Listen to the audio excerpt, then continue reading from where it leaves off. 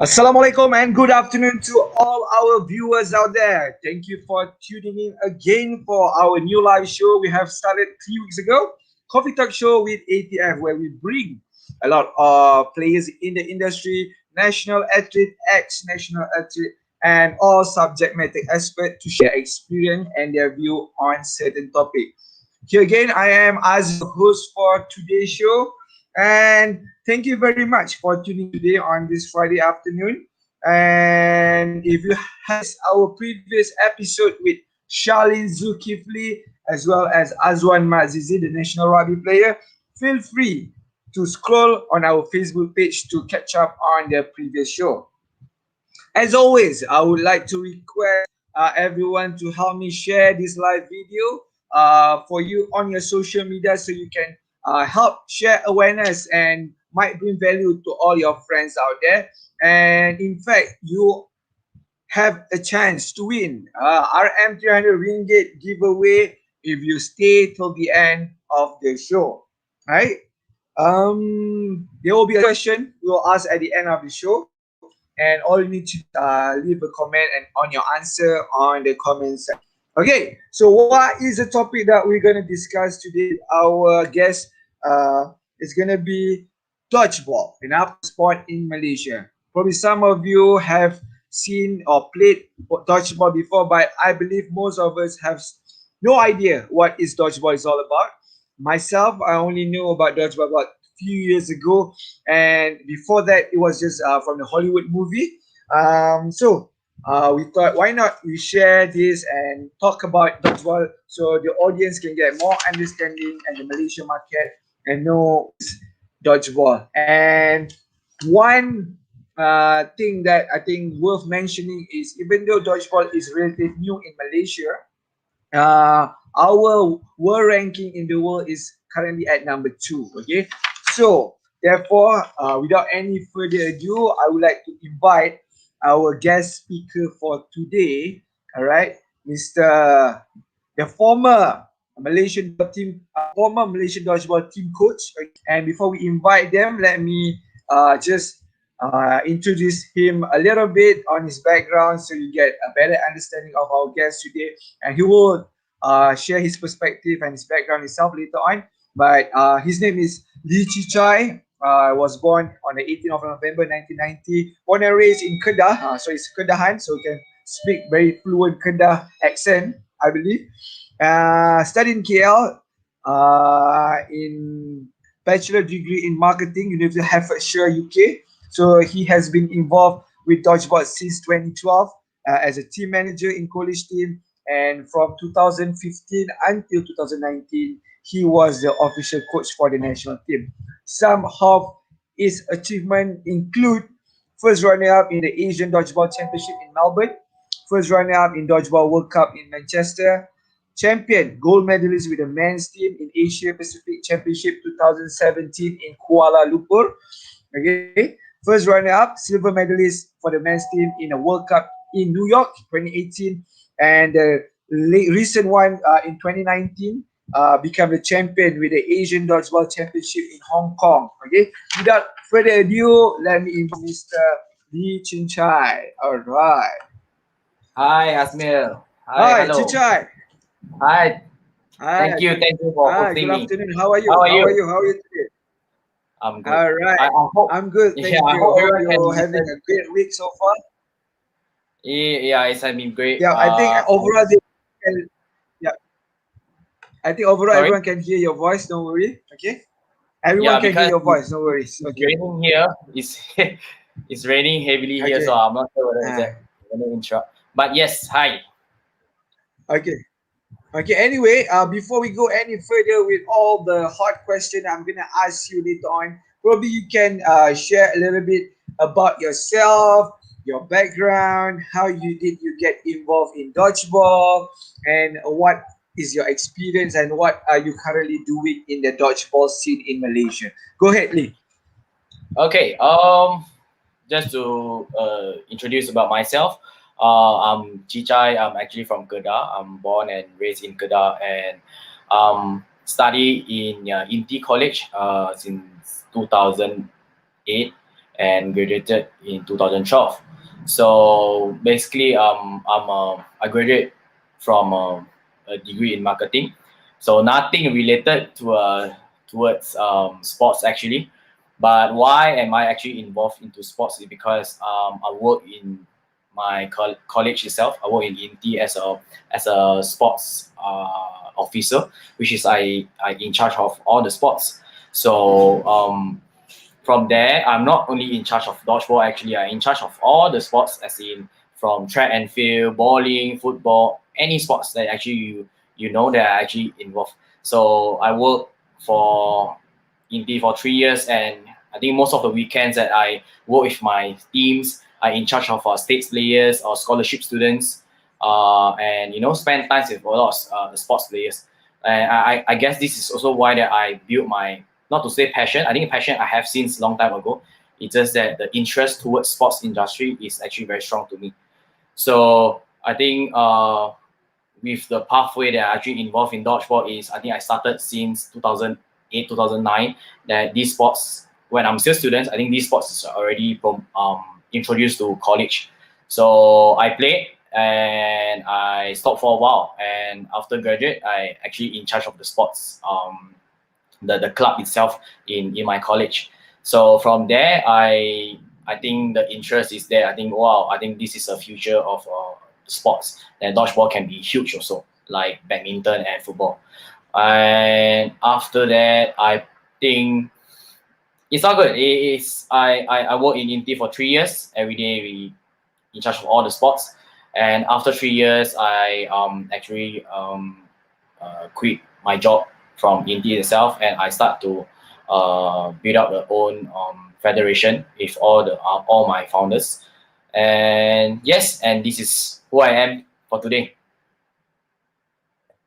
Thank you very much, Shichai, for the introduction. That was a very holistic picture about yourself, and I think it was quite a bold move for you to quit your job and pursue dodgeball on a serious punya, context. Maybe you can share a little bit. How did you take that leap of faith to focus on the dodgeball scene? Sorry, come again. I didn't hear you. Sorry, can you hear me now? Yes, I can, but it's a bit not so loud. Hello? Yes. Okay, so I just want to understand. You quit your job to do full time for dodgeball and start the association. So how did that happen, and what was the turning point or the call to action for you to do that? Oh, why I quit my job, because it's one thing that I personally think that working with an NGO, that is you need a lot of commitments for sure, and I personally think that you can't have a full-time job and work in an association for itself. And this is also why I quit. I know that when you quit your job, that your income stops and you don't have EPF, don't have any other things. But I think this is something that if you want to build a dodgeball community, and this is also a commitment, that a passion that you want to actually put into these sports. And I think with the love of these sports, I decided to quit everything and actually focus towards this association, and yes, and we built it until today. All right, that was really brave of you and very passionate of you to take that leap of faith and put all your heart into the association. Okay, before we go any further, I made to understand there's two type of dodgeball. In the scene and even in Malaysia, I made to understand there's two. Like there's MAD, there's MDF. Probably myself, I probably got a bit of understanding what's the difference. Maybe you can share to the audience themselves what is MAD, what is MDS, what is the similarity, and what is the differences, and then maybe so we can educate them better. That there is a different type of dodgeball currently played in Malaysia. Okay. For dodgeball itself, yes. I personally think that it's not only two. It's not only foam ball, fabric ball, but in Malaysia, yes, there's two. What we call a two association that handling two dodgeball. You have foam ball, you have fabric. When I started in my college time, we started with Malaysia Association of Dodgeball, which is what we call MAD. And yes, this is actually how we actually get into the dodgeball community. So when fabric ball come in is something that, hey, I think there's a World Dodgeball Association that actually taking care of them, taking care of fabric community, and this is also why I involved in fabric ball. Why is this two ball different? Is I think the game sense itself is almost the same. It's just that the ball that foam ball will only start with 6 balls and fabric is like 5 balls. But the game, the strategy is truly different for me. And I'm actually I'm a casual foam ball players. I have doing coaching for foam ball players as well. So for me is I don't really care that actually why this is two is actually separate and divided. But for me is if you want to build up a dodgeball community, and I personally think that this is something that both association need to work together. All right. Okay. I totally understand. Okay. We will not go into that about that. I mean, that's for a story for another day. Okay. So today we let us focus on educating people on the Malaysian dodgeball scene in Malaysia. So my first question is, how did the Malaysian dodgeball team started? I mean, how do you build the community itself? I mean, from the college level and then from starting up the association and forming a team to go to the competition representing Malaysia. How did it all build up and gel up together? And as one of the core family member, I mean, I'm sure you can share a little bit of your experience and and enlighten our audience today. Okay, so since I think 2008 that a real community have been started for foam ball, and everything it's our journey is ended for foam ball is around December 2015, and we actually went to Melbourne in Australia to join Asian Dodgeball Championship. So that's the first international championship that I actually went to and coached a team as well. So from there, and when we come back, we decided to actually register our federation, through Suruhan Jaya Sukan Negara, I guess, and we decided to make it a legit federation. And from there, and this is actually how we actually start to make it everything official. We start to recruit players. We start to make our national teams, and yes, from Asian Championship to World Cup is actually only 1 year time. So we actually it started our a journey, a real journey is actually through first World Cup in Manchester in England. So from there, I think the stories, everything start from there. And yes, I guess your next question will be answer you more. Okay, all right. Thank you, Chichai. So, guys, as you can hear from Chichai himself, and they started very small and started to build community even without the support of the national or the government. They managed to go into an international tournament with all the passion that they have. Okay, so Chichai, a lot of us here today might not know how to play dodgeball. Maybe you can probably briefly explain some of the basic rules of dodgeball. How many people in the court? How many people outside? And what is the main objective of the game? So we can get better understanding. If let's say they wanna play dodgeball after this, they can go immediately and play.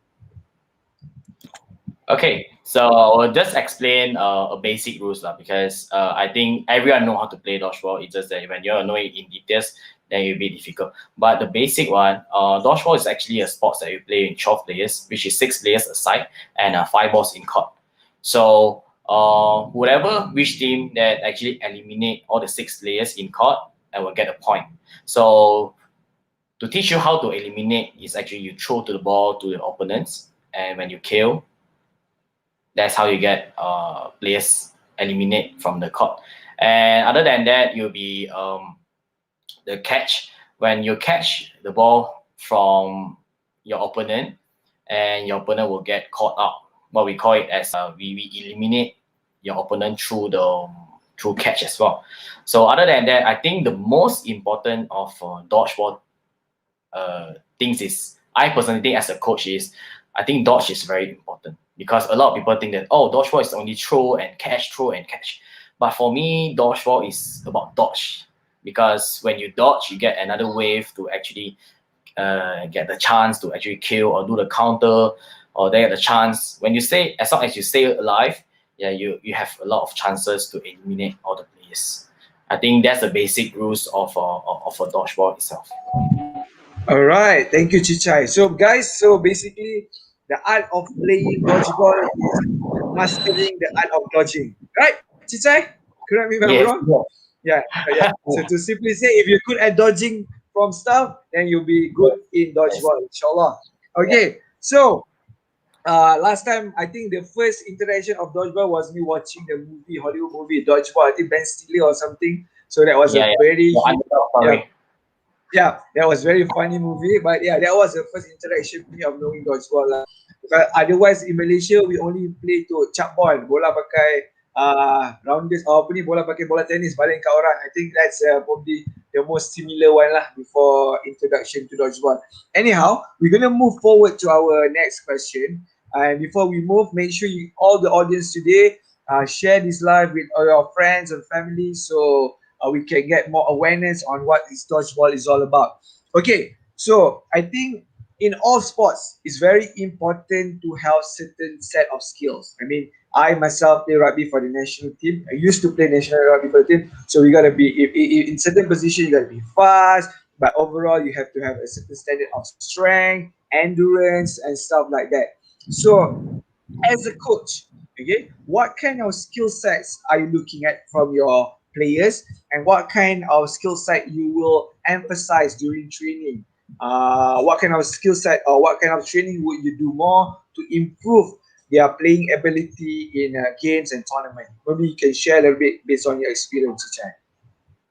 Okay, so based on national training, uh, because when we selected to a final 15 players, final 12 players, uh, this is the players that actually know how to play dodgeball. I think everyone is equal by that time.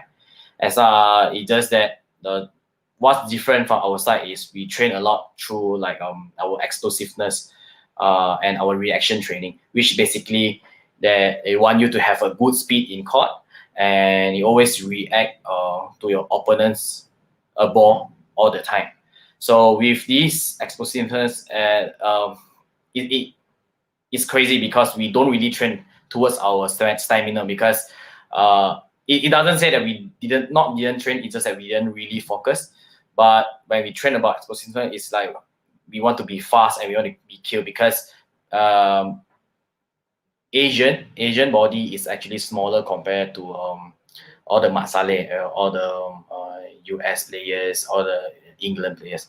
So I think this is the training itself is very important for my team. So yes, to answer your question, I think the explosiveness and the reaction training. All right. Okay. So, guys, if you're good at explosiveness and you have very good reaction, okay, or quickness on sidestep or dodging, okay, make sure you get in touch with Chichai, okay, because if I'm not mistaken, they're gonna have a tournament in Egypt coming soon. I think end of the year or next year maybe. So it might be your calling. You never know. Give it a go. And all right. So next one. Okay. Okay. Moving and related to that. Okay, you mentioned that we're looking for people who are explosive and good at reaction, since those who in the final 12 or 15 will be at a similar level. So the only thing that are going to separate them is their explosiveness and their reaction. So, but what is the route route to be a national players? Okay, I'm sure you have a selection on certain phase from if let's say for rugby, for instance, we have a tournament, local tournament, and from there they'll spotted a few players from each club. So how do you do that for dodgeball? Because I mean the scene in Malaysia is quite relatively small, and the amount of tournament in Malaysia is also relatively small. How do you identify people that is you think, especially the new one? Of course, you cannot have the same old people playing over and over. You want to keep grooming new talents and bring up into the national team. So how do these new people have a chance or stand a chance to play for the national team? Okay, so to be qualified into playing to nationals, that we not actually getting all the experienced players. We not only get senior players, but we actually go through a league, and I think the most important for me is that we want to get all these pelapis, all these young players is through a school tournament, what we call Majlis Sukan Sekolah. Okay, it's from MSS from every states. So this is the players that we actually want it, from 15 to 17, from 18. This is the players that we actually want them to be part of a selection. But again, to qualify to the national, at least you need to have experience for sure. So normally when we come to this selection, we will always focus to not to say senior players, that the players that have experience playing in international championship before. So after that, we will start to do an open selection again for all these young players from MSSS or any states or the league players itself. So everything is fair for us. We'll make it transparent so that all the players have equal chance to be part of national. So for us, it's how you're going to choose the players and whether they are good or not. Again, it's the passion. It's the passion that for me it's the passion, because there's 4 categories. I'm actually in charge of one. So for me, when I in charge of a team, I look at the passion, whether they are actually want to commit your time towards the tournament itself. Because some players they are like, because this sports is not like other sports that you're going to get paid or this. No, this is actually a voluntary things. It's like you're going to represent Malaysia by not getting paid. It's just that everything about passion is about your time, how you actually love these sports. So again, I look through my players is like when you have time and you want to commit towards these sports, only you come to my selection. And yes, this is how I actually select the players for national. Right. Okay. That is a very, very good point made by you, Chichai. So personally, as a national rugby player last time, when rugby didn't get much attention, I was Mhm. definitely on the same boat. So passion was one of the factor that made you selected as well. Because back then there was no, I mean, there was very minimal, how do you say, allowance, training allowance. Not like today, but last time, even the allowance would not cover your costs. But Correct. true enough, if you're passionate about the sport and you put your heart to it, of course you will be selected if you are skillful enough. Okay, so that guys Mhm. out there, make sure if you really want to represent your country and make your country proud, okay, put all your heart to the sport, and inshallah Coach Ichai will put you in the list. All right, so there's one question I saw from the interaction. Okay, Mhm. you mentioned earlier that there's MSS level. Uh, uh, can you share a little bit? Is dodgeball is being played at that grassroots level, even in the school level? Because when it was my time or even your time, there was probably no dodgeball game at the MSS level. Is it being played now? Okay. This is okay. I will just share with you that actually how we actually go into a grassroots development things is we actually we can't actually teach all the students by ourselves because our community is small itself, and we actually need the power of all the teachers, all the cikgus from the school, and we are very lucky that to actually work with Jabatan Pendidikan Selangor, that we actually build a grassroots for dodgeball in this MSSS. And why straight directly to MSSS and why not like MSSD or from daerah? Is because when we actually coach a cikgu, right, we actually go through daerah, as in we are Hulu Langa, then we all the school from Hulu Langa, or Petaling Jaya, then all from Petaling Jaya. So itself that, and first few years that I personally think that we can't actually directly do in daerah. It will be very less school. But I think the last year before MCO, I think 2019, uh, I think we have nearly 70 schools that actually joined in MSSS for dodgeball, and this is actually a great result. I personally is very proud towards this because me myself also I'm coaching a school in Klang that that is they are doing is well because the commitment and the words that I actually share with them is something that I actually share here. So I think yes, for I think rugby, if for other sports that you want to be huge, you want to be growing fast or rapidly, I think this is something that you need to actually go through a school level, and this is how you actually get all these players. All right, awesome. Definitely, I think a lot of other sport is doing grassroots development as well. Even rugby in today, I think recently they already have that national rugby development program with all the schools. So that is definitely a way to go. I mean, you can't expect to get the pelapis and all the new upcoming if you don't train them Yeah. from the grassroots level. Definitely true that, Coach Chichai. Okay, so we're gonna go to the next question, Chichai. Okay, Yes. so I'm Mm. maybe we're gonna go a bit on a different direction. So you shared before that you had a experience in the World Cup dodgeball in New York 2018, right? Okay, Yes. maybe you can share some of the moment and the preparation. Example, I mean, especially is in an international level. Usually, you play with all the locals. Now you play with the Caucasian, the Matsali guys, which have a bit better physics.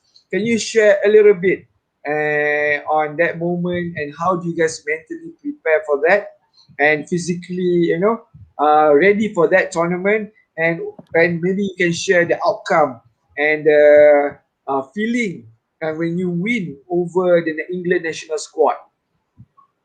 Okay, so I guess I will just share a little bit about some moments for World Cup 2018 in New York. And before I start that, we actually like knew the news like we are going to New York uh, after APC, which is the 2017 Asia Pacific Championship, which happened in KL, and we actually won three categories, and we actually qualified to all the slots in Dodgeball World Cup 2018 in New York.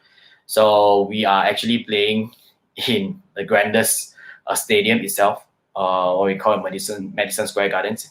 So that's a very nice place. And for mental preparation, since after our Asia Pacific Championship, I would just tell you that we actually very stressed because we are actually start from underdog. We no one know Malaysia team, and but from after you keep winning, you got all this stress, and actually people look at you, and the media start talking about you. So and you don't want to lose. For sure, you don't want to lose. So we got our mental just we got stressed up. Players when players got stressed up, they were easily for them to get injuries. So all this mental preparation, we actually do it so well, and because as a member of a federation also, me myself that we actually need to in charge of all other things, not only national team, as in all the NGO thing. But for New York in 2018 is crazy because the traveling, the costing is actually very high. I think because we're going to bring like nearly 50, 48, 50 or more than that people to actually go to New York. So I personally think how that if actually per person cost is 12,000, we're going to spend like 600,000 for this World Cup. And if let's say you don't have the result, Wow. then then you'll be crazy. Then you'll be stressed Yeah. out. Yeah. So I think for these 2018 things that from uh, to go we are lose in final for sure. Uh, Always there's no luck or maybe our mental is still not so strong. But I personally think the great result to in 2018 is we beat the world champion, which is the England team. Wow. Okay, maybe you can share what did you do to make sure the mental of your players is always on point prior to going to New York? What did you do to train their mentor? What kind of training regime that you put your players into? Maybe that will bring value to our audience today. That even though you're in a stress and a lot of attention on you, how can we handle it better? Okay, so we actually train we have a program for our players. In that year, we actually train ourselves with a Navy ATM Angkatan Tentera Malaysia. I think it's a Navy team in Perak. We actually train our mentor with them that you got shout by all this army, and it's not me, it's me and my players, but they all just crazy. Because how? Because even as a coach, sometimes I didn't shout at my players, but I look at them is why we have this training is because you want to make sure that when maybe the crowd shout at you or maybe I boo at you, that you actually can handle all these things. Other than this, 100%. yeah. Other than this, I think a lot of things that we actually train is always happen to us is when you go to overseas, when you go to all these smart Saleh place, is sorry to say, I think when the host country itself, the judges or the referee itself, when they do the calling, is never side on us. I think towards all the sports also will be like this. And even when we train in our own training ground, I will ask my referee to make a wrong call. Purposely, we do it purposely. Like I say, hey ref, what call salah, tak apa. What make sure my players angry, or make sure that I want to handle. We make sure that I want to tell them that when it comes to this situation, you don't need to care, and you just need to focus, and you kill them again, or you just eliminate them. So this is Okay. actually, yeah, we just do all this crazy stuff just to make sure that our players' mentality is very strong. All right. I think that is a really smart move for them to be put on a simulation, of the possible of real life situation when it happen, and that translate to the result that you get and beating England, the national champion, the world champion back then. So that was a smart move, Coach Chichai. Very good of you. So guys out there, if you have any question, feel free drop your comment, and I will ask the question to the coach himself after this. Okay, so I mean, part of it is mentally prepare, and then as one of the members of the union itself, like you mentioned earlier, there's like 600,000 ringgit, and I was made to understand that dodgeball doesn't have much funding from the government, and some of it have to be borne by the players and stuff like that. How do you guys manage to, get all the amount to make sure you guys qualify? I mean, it's really sad. You already qualified, and suddenly because of some funding issue, you are not able to go. That will be very devastating. So, how do you guys manage to get that amount of money and finally go to New York? Aside getting second, but I mean, putting a impact to the tournament as well. Okay, so we couldn't say that the government is not supporting us. It's just that a minimum because they have other sports to actually focus in. They want to focus in the podium sports, Olympic sports. But for us itself, we actually yes, we get funding from government itself, but very minimum. But for us, it's actually it's very lucky that we have a team that a member of a federation that actually work really hard. Our deputy president is actually worked very, very hard towards this. And then this is the funding that we actually, a lot of, all, I think most of our funding is actually from a private sector or a private company or the people that don't want their name and actually want to sponsor itself. And this is actually that our team actually go outside and actually, not to say beg, but ask for a sponsorship. So when you come to this, it's definitely a lot of hard work that a lot of players that don't see. So from a coach, as in from a sports team and as a management, it's like two different things. So when every time that actually when you build up these things together, is actually very, it'll be a conflict for me as well because when you're in charge in both things. But yes, it's actually the effort from the team, from our federation that actually asked the sponsor from the private sector. All right. Thank you very much to all those private sector who has helped the dodgeball community and make Malaysian proud at the end of the day. I'm sure they got their ROI. Okay. So you guys bring in the result for them. Okay. All right. Okay. So we're gonna go back, bounce back to the World Championship in New York. Okay. And before that, there's a few questions. So some cepuk emas soalan. Okay, will you continue to coach the national team for this season? Chichai, quick one. Yes or Oh, no? okay. I'm actually currently withdraw from the team itself due to that because MCO also, so I need to kerja just to make sure that I have income coming in. So I'm not sure because currently the team itself, I think they have their own coach for now. But for me, I actually got offer from other country itself. But I couldn't mention this because it's nothing is confirmed for now. But if let's say things goes well, yes, the career will be continue.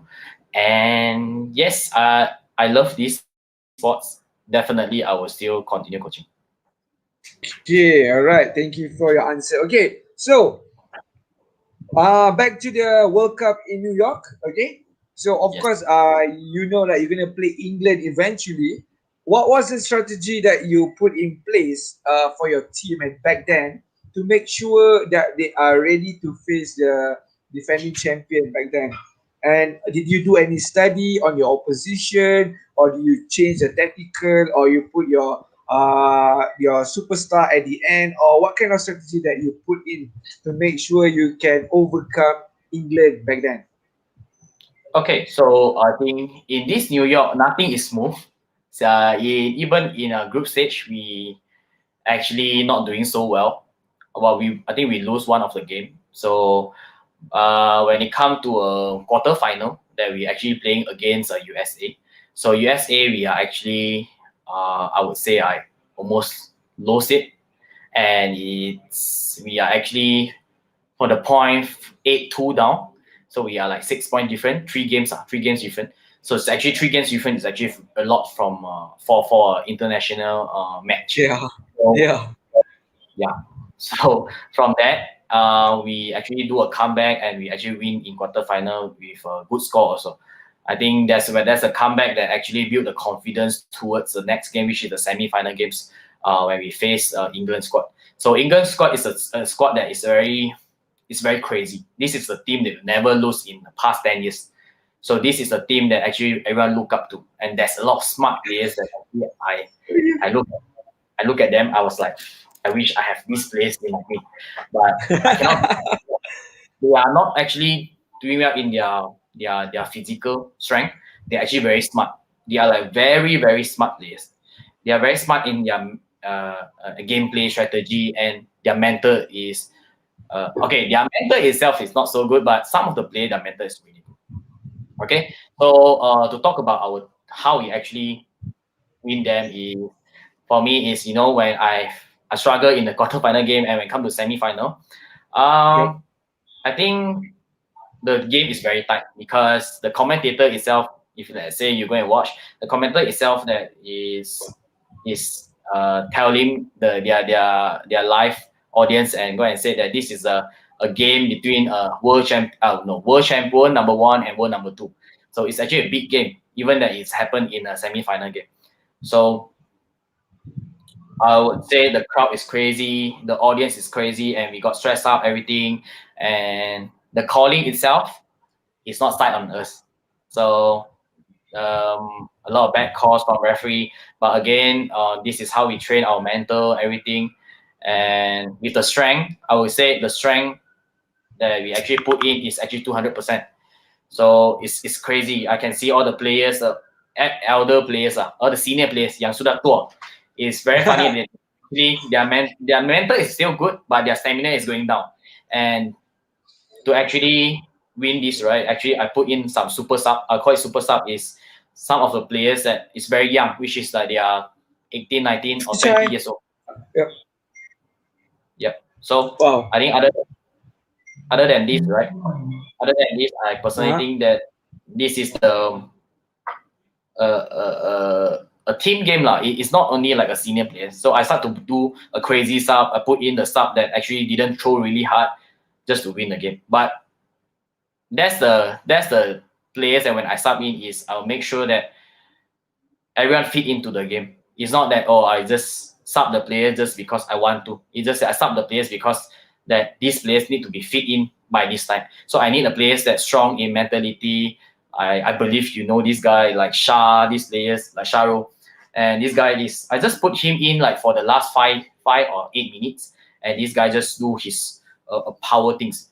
So this is really really crazy for us because I like to utilize all the players' strength. I always Understand? minimize, yeah, I always minimize all the weakness from them. So I don't see their weakness. I want their weakness to be their strength also sometimes.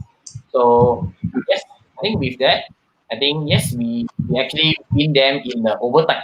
We win England in overtime with the one last minute, and that one last minute, that one match, that one game, that either one of the team Kala means we Yep. Kala everything. Yeah. So Okay. yeah. All So right. for That was sorry. definitely something, a life moment that you will cherish forever lah, as a coach. Yes. Yeah, okay, good experience. Congratulations, Shahrul. Your name has been mentioned. Okay, we have keep watching this live video, by the way. All right, okay, we're moving on from guys to ladies. Okay, so you train both genders, if I'm not mistaken. Okay, so in 2019, the Asian Championship in Dodgeball in Hong Kong, what was the challenge? Managing ladies and men is definitely different. Okay, usually because woman is more emotional. Different kind of challenges that you experience, especially when they are the defending champion from the in 2017. So, what did you do to make sure the team is ready to defend their title? What different that you do? Maybe with the ladies, you have to do certain thing more personalized, or what kind of thing as a coach? Maybe you can share your experience, coach.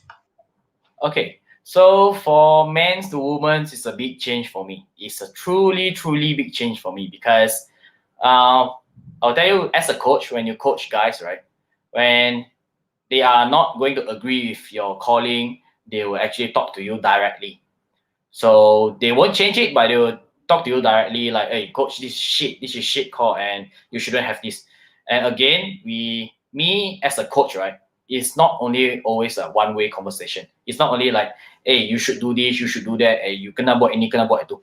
It's not like that. So for me, is I always want my players to have conversation with me. Is memang need two ways. So for two ways conversation, the team is always good. Okay, so like what you say, like girls are very emotional, sentimental. This is really really true. I don't know how you knew it because maybe you are a national athlete as well, Oh but yeah. players are very. I wouldn't say they are not. They are very sentimental. They are like a woman lah. Like Woman will always be woman, coach. they are like I because I always coach guys, I always face guys, and I never have this problem that I need to start think as a woman sometimes. So for me, when I take over this women's team, I have a big issue with them that I can't really communicate with this team. I almost give up towards them. It's very lucky that I didn't make this wrong move, but I start to go and learn through how to talk to a woman's team towards like a TEDx talk or any articles in Google. So and again, we start to build up our relationship. But again, one thing is I train my ladies, my women's team like a guy. It's damn crazy. I train them like a guy. I shout at them. I scold them like how I scold at the guys. So when I'm come to a court, I'm very fierce. I very not fierce. It's very I'll call it very strict. I will Strict, shout. okay. So every end of the training, like every time we end of the training at 12 o'clock or 11:30, then we have a team talk.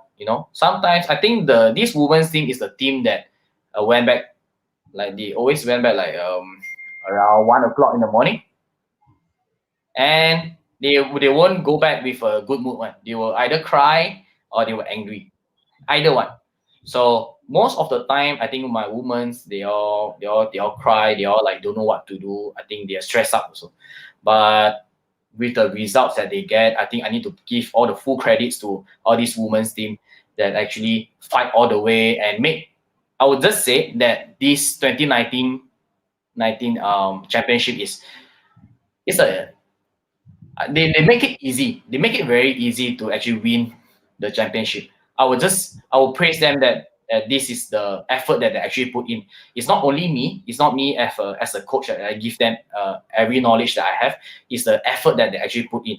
They actually wanted to change and start to play like a team. And yes, from I think from group stage until final game, uh, well, I think when they finish the group stage, I already know that this team will be the Asia champion because that of the quality of the chemistry. So this is the team that I'm actually proud with, um, and I so uh, didn't I luck it's lucky that I didn't like actually give up towards them. All right. I think that's fair enough, coach. I think, of course, as a coach, you want the best out of your players, and I think it's what you call it. It's not like being fierce or not. It's more of a tough love. You know, that's how you show your love. You want to make sure they are ready, and it translates. The results translate to all the effort that they put in, even though they hate or hate it. I would say hate it. Okay, they don't hate it. They're like, oh, I don't want to do this. Or the coach is so tough and stuff like that. But eventually, when they see the result, they will understand this is for the team and for the betterment of them. Okay, I mean, because some of them will be young and naive, so they don't understand. But eventually, when they see the result themselves, this is why the aha moment is yeah. That's why Coach Chicha do this. That's why Coach Chicha do that. All right, awesome. Okay, audience out there, if you have any question, don't forget to ask our favorite dodgeball coach here, Coach Chee. Okay, so as part of our show, Coach, we always have this rapid fire question. Okay, so I'm gonna ask you a quick question. They have about 10 questions. All you need to do a short answer, either yes or no or whatever answer it may be. So it's a quick one. You don't have to elaborate that much. Okay. So we're gonna go with our first rapid fire question for today. Who is your favorite sports hero? Oh, in Malaysia, I think is Lee Chong Wei. It's Dato Lee Chong Wei. Is someone that All we right. actually look up to. Yes, it's Lee Okay. Chong Wei. All right. What is your favorite sports code? Oh, that's I always use this. Discipline is king. Again, what was it again? Discipline is king. This. Discipline, discipline, Okay. This. discipline, I think discipline. Yeah. All right. Okay. Who will be at every game or match you ever had? I mean, when as a coach, who will be beside you all the time? I think it's harder coaches because when we go overseas, I think family it won't be there. But the one with us is always the coaches and the players. All right. Okay. As a coach, what is your routine or ritual before a match? Routine. That's always a team talk that heart to heart, a deep talk. One night before a big championship. All right. What's your favorite movie about sports? Oh, there's two. I personally think there's two. One is The Blind Side, which about American football. I didn't know that you watch. One will be the about coaching, which is Coach Carter about basketball. Coach If you Carter, know. yes, Coach Carter Yes, for it's a the. very, it's a I mean, very if you play sport and it's a coach, Coach Carter is a must movie, guys. right. It's a must Yeah. movie, guys. Okay, what is your favorite sportswear color? I mean, ong Oh, lah. Ah, sports very hard. I personally like black and gold or black or yellow. It's something about Malaysia football team color. okay, all right. Okay, this is a very tough question. What is your favorite food? Oh, I like everything about curry, like curry fish, curry lamb. Okay, interesting coming from you. Interesting, Kari. Yeah. Okay, okay. As a coach, what is your most memorable moment in sports career? Um, it will be in 2016 semi-final game. We are playing against Wales, and we are a lot of points down.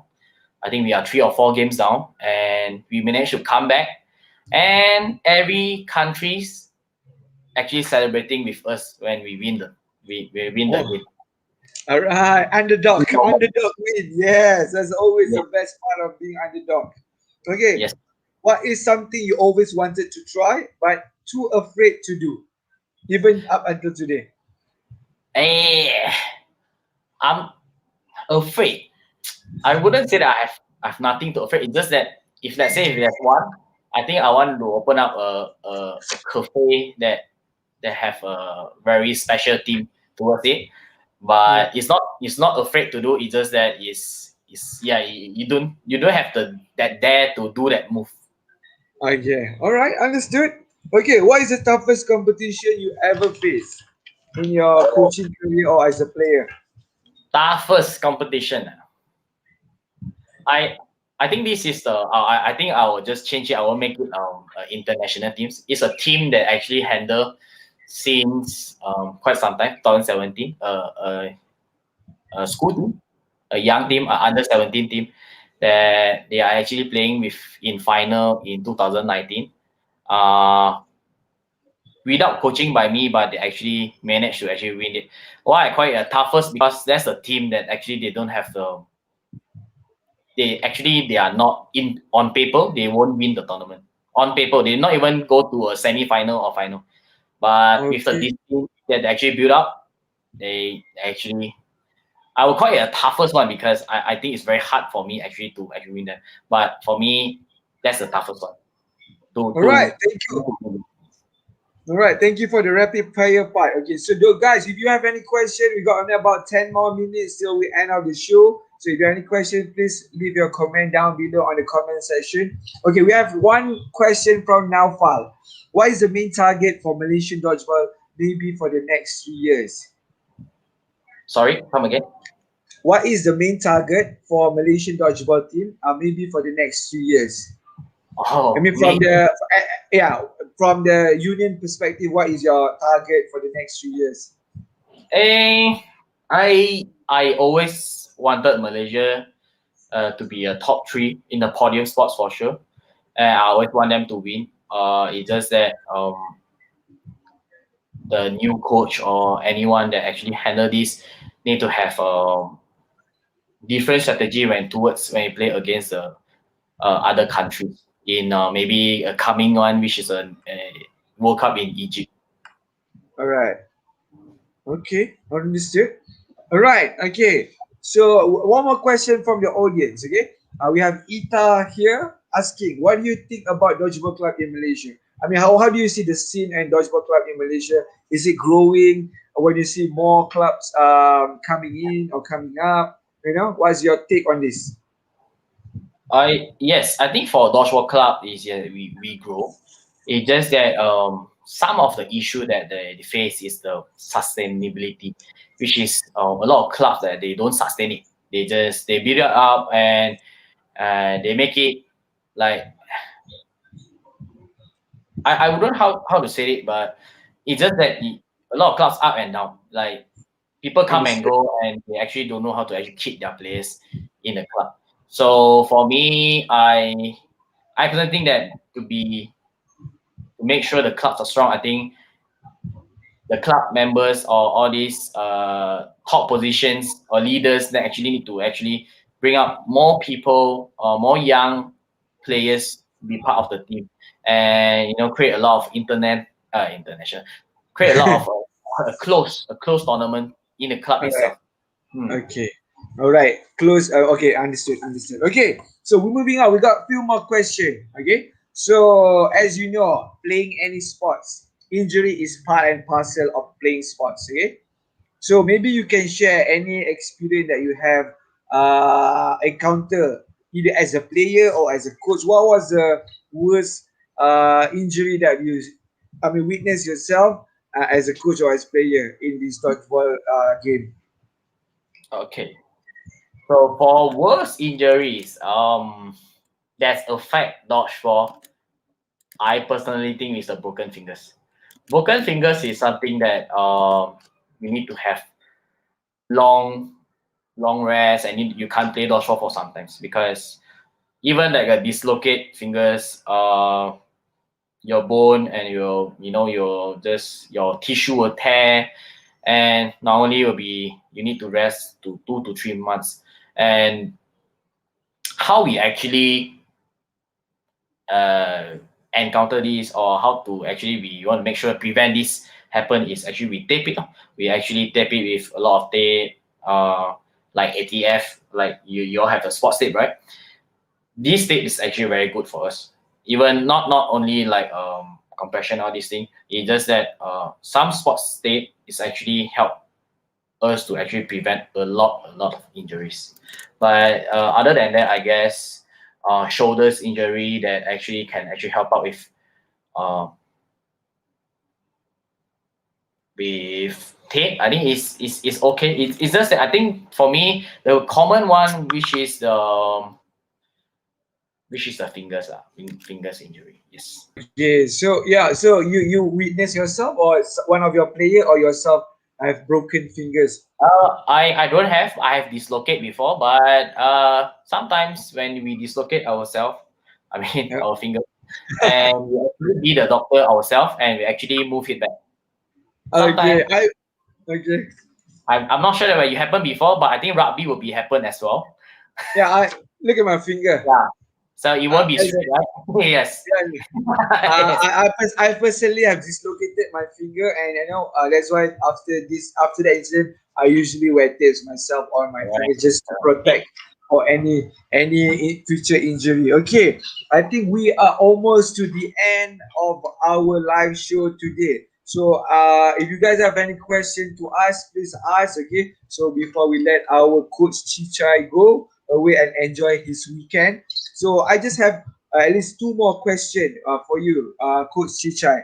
First one, what is your vision for the dodgeball team in Malaysia, and how can other, maybe in terms of corporate company, comes in and step up and helps the industry or the sports to flourish even better? Because we've seen that the national team and the team, we have potential, huge potential, and we have proven over and over again at not only in the Asia level but also at the world level. So how can the people out there, or the companies, GLC and all these MNC helps out, and what can they do to flourish this sport? I think for the vision itself in Malaysia, that actually we want to continue to grow, to make it like a sports that actually at least be like maybe a grade A or grade B sports, because now we are in grade C sport, which is something that the government don't really focus. But for me, we all make it that everyone focus, and for us, we actually trying it to be not only for school, we want to make it for corporate itself, for corporate dodgeball itself. So actually, adults can be part of it. Everyone can be part of it. So to grow the sports, and you need a lot of sponsorship for sure, and yeah, to make sure that it's grow really well. I always wanted to make sure that our team in Malaysia, clubs in Malaysia, that actually go and join international open tournaments that we actually have in Hong Kong, in Singapore. Um, yes, this is the two countries very near to us, or maybe in Australia. But again, when you go to international tournaments by yourself, for our clubs itself, I understand that the funding will be the problem, because the flight tickets, everything will be very expensive. And this is why I always say that sponsorship when you come in for the clubs is also very important. Not the sponsorship towards national team only. It's just that the sponsorship towards the clubs. I also hope that the companies that actually if interested to dodgeball can actually sponsors dodgeball clubs. Uh, yeah, and this is also when the clubs getting stronger or community getting bigger, and the federation itself also will be growing at the same time. Thank you, Coach Chichai. So, guys out there, if you have any companies or you have any network that want to help and grow this sport, please be in touch with Coach Chai. Okay, he will liaise you with the federation and let us together grow this company. ATF itself, we have involved in the dodgeball community per se. We have especially maybe not at a bigger scale, but we do involve with the clubs, not in terms of monetary, but in our products to help player avoid any injury and stuff like that. Okay, last word from you, coach. Okay, what is your advice to those youngsters who want to play dodgeball as a career path or want to represent the national team? I'm sorry. So, what is your last word and advice so they can get value from these words, the wisdom word from experienced coach like you, and take it as a inspiration and maybe do something about themselves and and hopefully one day help Malaysia winning the gold medal in the next World Championship. Okay. So the words that I want given to all these youngsters or anyone that want to be part of national team or towards these sports, to join these sports. Dodgeball is a sports that is a team sports, and for me is you always need to have passion, like what I mentioned before. You have passion, you need to have the love towards these sports. It's like how you love this family, you need to how to love these sports. It's very important. If you don't have the love or any passion to these sports, one day you'll be die. I mean, the passion will be die. So again, is when you start to join these sports, you need to have a strong reason or strong uh, uh, things that you will make sure that you want to stick with these sports until you retire. And for me, passion is really is something that you need to have when it comes to dodgeball, because we are not like other sports. We don't really get paid, but to be in part of national team is truly, we are always play for the flag, and you play for the Malaysia. You play for, it's something that you want to hear, which is the Negaraku when you won the champions. So I before I end, I personally think that for a youngster nowadays, that yours quit a thing very easily, and before you quit, that you always need to think that why you start. Okay, before you quit, you need to think why you start this. So be a passion people toward these sports and continue love dodgeball. Right. Thank you very much, Coach Chicha. It was very, very awesome session with you. We are very honored to have you today and share your experience and your wisdom with all our audience for today. So I think we would like to thank you very much and wish you all the best. And Thank you. hopefully you will continue to flourish your career as a coach either in Malaysia or abroad. I wish you all the best and continue to make Malaysia proud, and one day we will be touch base for any collaboration or future benefit of the sports, inshallah. Okay, thank you, Okay. Coach Thank you for Chai, having very me. much for Thank your you. time today. All right. Okay, guys, so that was a session with our beloved Coach Chichai today. Today we have talked about the rules of dodgeball, how it started in Malaysia, and what kind of preparation that the player had to go through and type of thing that go through. So it was very an eye open for those who have no idea or clue what is dodgeball is all about. We would like to thank our coach, guest speaker, Coach Lee Chicha, sharing his knowledge and wisdom with us today. Okay, again, we're gonna have a question for you guys out there. Okay, for a chance to win RM 300 ringgit worth of prizes. So the question is, all right, all right, what is it? Okay, there you go. Oh no. All you need to do is answer a question. When did Malaysia host the Asian Dodgeball Championship tournament? Okay, so make sure you share this live video and comment on the section below to stand a chance to win RM 300 ringgit worth of prizes. Okay, thank you once again to our and we thank you all our audience for sharing this live show and staying tuned with us for the past 1 hour. It was very pleasure for me to host you today, and hopefully we can see you guys again next week for our next session with our next guest, which is a national squash player, Lo Wee Wen, which will be sharing her experiences, how to overcome and come back from double injury that she sustained in the past years. Okay, so thank you again for being with us today. So our next coffee talk show with ATF, stay play with us.